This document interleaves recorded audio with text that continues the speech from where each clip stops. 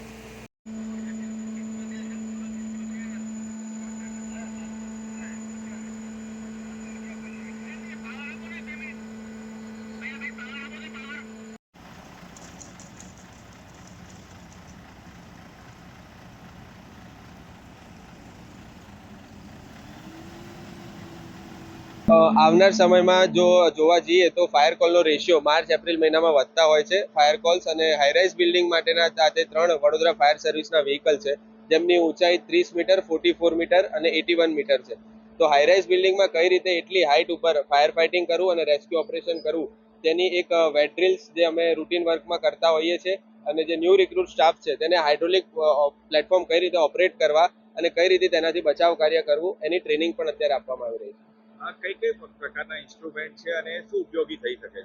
જે hydraulic platform છે, particularly vehicle design કરવામાં આવ્યું છે કે હાઈરાઇઝ ફાયર ફાઇટિંગ, જ્યારે હાઈરાઇઝ બિલ્ડિંગમાં આગજનીના બનાવ બનતા હોય છે તો ત્યાંથી કઈ રીતે માણસોને બચાવવા, એની કેજ કેપેસિટી 500 કિલો સુધીના માણસોને એટલી હાઇટ ઉપરથી સેફેસ્ટલી નીચે લાવી શકે છે, અને એ પોઈન્ટ ઉપર 5 થી 6,000 લીટર પાણીનો મારો પણ એક સાથે ચલાવી શકે છે, એવા આ હાઇડ્રોલિક પ્લેટફોર્મ વ્હીકલ્સ છે. જે રીતે આ વ્હીકલ છે, એક ક્ષમતા કેટલા વ્યક્તિઓને જરૂર પડે તો રેસ્ક્યુ કરી શકે? 7 માણસો એક સાથે, તેમજ ઓપરેટર સહિતના 7 થી 8 માણસો, 500 કિલો સુધી એની કેજ કેપેસિટી છે, એટલા માણસોને એ આરામથી નીચે લાવી શકે છે, અને એટલી જ હાઇટ ઉપર એટલે કે 81 મીટર પર એ ફાયર ફાઇટિંગ પણ 5,000 થી 6,000 લીટર પાણીનો મારો એટલી હાઇટ પર એ કરી શકે છે. આજે જે પ્રકારે વડોદરાનો વિકાસ થઈ રહ્યો છે, જે હાઈરાઇઝ બિલ્ડિંગો બની રહી છે, એને ધ્યાનમાં રાખીએ તો આ કેટલું ઉપયોગી માનો છો? એ જ માર્ચ અને એપ્રિલ મહિનામાં જે એસીનું જ્યારે ઇલેક્ટ્રિક કન્ઝપ્શન વધે છે ત્યારે હાઈરાઇઝ બિલ્ડિંગમાં ફાયરના કોલ્સ વધતા હોય છે. તેથી આ વ્હીકલ્સને અત્યારે અમે સ્ટેન્ડ બાય મોડ પર રાખીએ છીએ, અને વ્હીકલમાં કોઈ ખરાબી નથી, ટોટલી વર્કિંગ કન્ડિશનમાં રાખવા માટેની જ આ એક ટ્રેનિંગ અને મોક ડ્રિલ રાખવામાં આવી. કઈ કઈ જગ્યાએ આ પ્રકારના જે હાઇડ્રોલિક ને સ્નોર સ્કેલ મૂકવામાં આવે છે અત્યારે?